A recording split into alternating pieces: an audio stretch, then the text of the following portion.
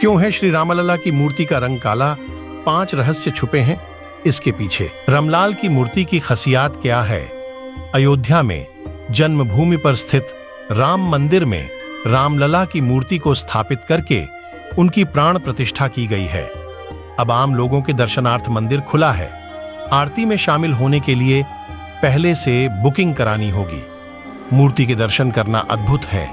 क्या आपको पता है कि रामलला मूर्ति की खासियत क्या है? यदि नहीं तो यहां जानिए। श्याम शिला से बनी है मूर्ति, क्योंकि श्री राम का रंग भी श्यामल था। करीब 3 अरब साल पुरानी चट्टान से बनी है मूर्ति। हजारों वर्षों तक क्षरण नहीं होगा।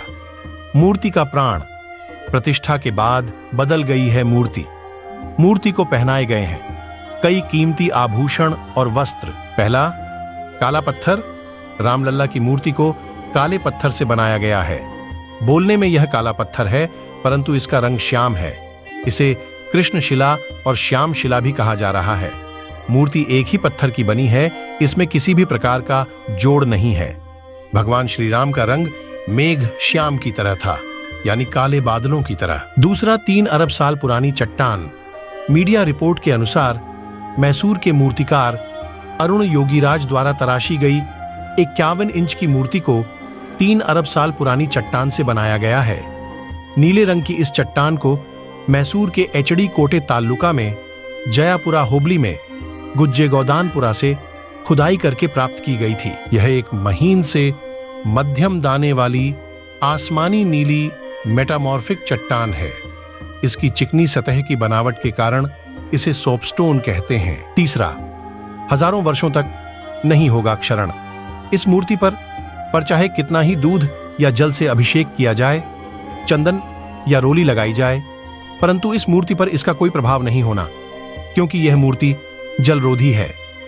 किसी भी मौसम का इस मूर्ति पर कोई असर नहीं होता है।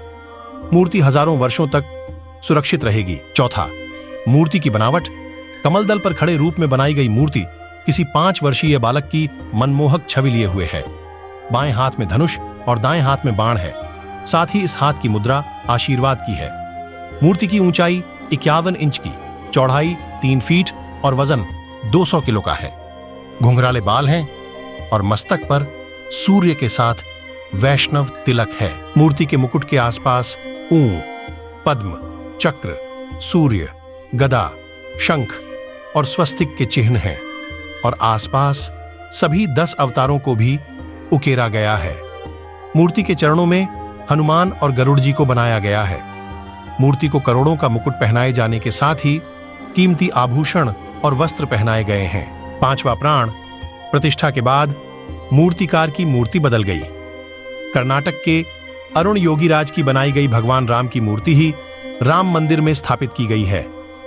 योगीराज ने कहा कि गर्भगृह के बाहर तक उनकी मूर्ति की छवि अलग थी, लेकिन जैसे ही मूर्ति को गर्भगृह में प्रवेश कराया गया, अचानक ही उसकी आभा ही बदल गई। इसे मैंने भी महसूस किया।